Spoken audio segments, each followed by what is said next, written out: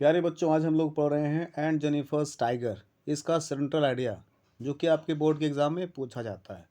तो central idea शुरू करने से पहले हम लोग एक बार एंड जेनिफर्स टाइगर, जो कि last poem of intermediate 6 number की पोएम है ये, इसका एक बार समराइज़ कर ले। इसको एक बार हम लोग समराइज़ करके देखते हैं। तो प्यारे बच्चों, इसमें बताया गया है एंड जेनिफर, हालांकि ये ड्रेनी रिच के द्वारा इसको लिखा गया है।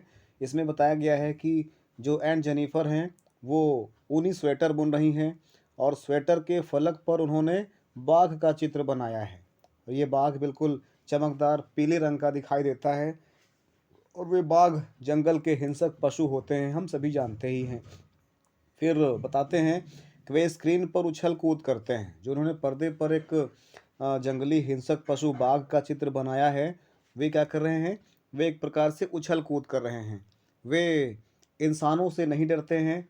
वे एक शान के साथ और सशक्त ढंग से ऊपर और नीचे टहल रहे हैं। आगे बताते हैं, कवित्री इसमें बहुत कमज़ोर दिखाई गई हैं। उनकी उँगलियाँ टेढ़ी-मेढ़ी हो गई हैं और सुई को कपड़े से बाहर निकालने में उनको बहुत परेशानी होती है। उनके पति द्वारा उनके साथ निर्दयता का व्यवहार किया गया है और बताया गया है कि वह पति के इस प्रकार से अमानवीय व्यवहार का विरोध नहीं कर पाती हैं, क्योंकि जो उनका स्वभाव है वो दब्बूपन और विनम्रता जैसा हो गया है। और आगे बताया गया है कि अपनी मृत्यु के बाद भी वह अपने वैवाहिक जीवन के इस कटु अनुभव से मुक्त नहीं हो पाएंगी। फिर इसमें लास्ट स्टेंजा में बताया गया है कि स्वेटर के फलक पर बनाए गए बाघ उनके मन की एक प्रकार से प्रेरणा है। जिस प्रकार से वह एक बाघ बना रही हैं, जिस प्रकार से बाघ का स्वभाव होता है कि वो स्वतंत्र होता है, पावरफुल होता है, शक्तिशाली होता है, उसी प्रकार से वास्तव में एंड जेनिफर्स के अंदर भी वो भावना तो थी, लेकिन उसको वो अपने परिवार में अपने पति के साथ शो नहीं कर पाती हैं। इस कारण से उन्होंने अपनी कला का प्रदर्शन करते हुए बाघ का चित्र उस फलक पर बनाया था।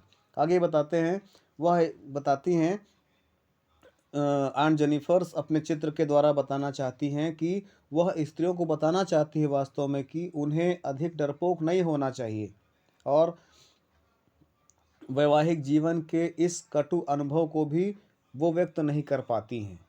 कौन? महिलाएं। वास्तव में ये चरित्र भी है एक प्रकार से कि वैवाहिक जीवन में बंध करके महिलाएं अपने जीवन का सही उपयोग नहीं कर पाती हैं। वे बंधन में बंधे रहते हैं, दब्बूपन जैसा हो जाता है। ये उस समय की बात है जो पुरानी परंपराओं को मानने वाले थे। आज के आधुनिक युग में कहीं न कहीं इसमें काफ़ी कमियाँ भी आई हैं। शिक्षा के साथ-साथ जैसे शिक्षा का प्रचार-प्रसार महिलाओं में हुआ है, वैसे-वैसे उन्होंने अपने अधिकारों के प्रति जाना है और आगे बढ़ रही हैं पुरुषों के साथ कंधे से कंधा मिला करके। तो ये पुरानी पोएम है, इसलिए इसमें ऐसी बात की गई है। एड्रेनी रिच, जिनका जन्म 1929 में हुआ था, जिनकी मृत्यु 2012 में हुई थी, उन्होंने इस बात को लिखा था। ये अमेरिका में जन्मी थी। तो इसका अब सेंट्रल आइडिया हम लोग समझ लेते हैं। सेंट्रल आइडिया पढ़ता हूँ मैं एक बार। The central idea of the poem on Jennifer's tiger is that women have remain slaves of males because of the institution of marriage. They have remained objects in the hands of male throughout the ages. The only way of escaping this slavery is through art. The poet seems to encourage the woman to use art for expressing their desires. तो इसको एक बार मैं line to line Hindi में explain कर देता हूँ, चूँकि हम लोग इंग्लिश में इसको एक्सप्लेन करते हैं इसलिए। तो इसमें बताया गया है, the central idea of the poem on Jennifer's tiger is that on Jennifer नामक पोएम का केंद्रीय भाव यह है कि women have remain slave of male. Women हमेशा से ही पुरुषों का स्लेव रही हैं, गुलाम रही हैं, दास रही हैं, because of the institution of marriage. शादी जैसी इंस्टीट्यूशन के कारण, शादी जैसी परंपरा या संस्था होने के कारण महिलाएं हमेशा से ही पुरुषों का गुलाम रही हैं, दास रही हैं। They have remain object in the hands of male. कहते हैं दे हैव रिमेन ऑब्जेक्ट्स, वे एक प्रकार का वस्तु मात्र बन कर के रह गई हैं in the hands of males, महिला पुरुषों के हाथ का, अर्थात वो पुरुषों के हाथ का मात्र एक वस्तु बन कर के रह गई हैं थ्रू आउट द एजेस, संपूर्ण जीवन में। फिर आगे है, the only way of escaping this slavery is through art. और the only way of escaping this slavery, इस गुलामी से बच करके निकलने का सिर्फ एक ही रास्ता है, वो क्या है?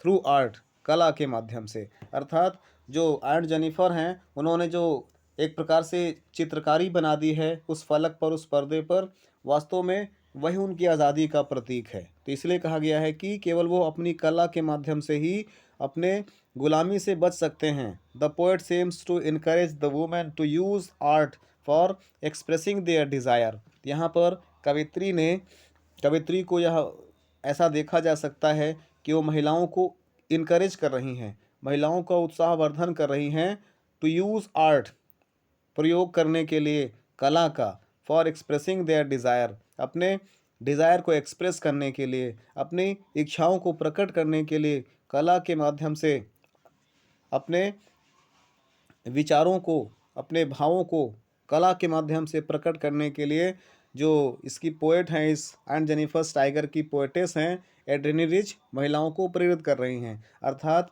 एड्रेनी रिच जो कि इस पोयम ऑन जेनिफर टाइगर की पोएटेस हैं, कवित्री हैं, वो महिलाओं को इनकरेज कर रही हैं, महिलाओं को उत्साहित कर रही हैं कि वह अपने कला के माध्यम से अपने डिज़ायर को एक्सप्रेस करें, अपनी भावनाओं को प्रकट करें। तो ये था सेंट्रल आइडिया। Thank you.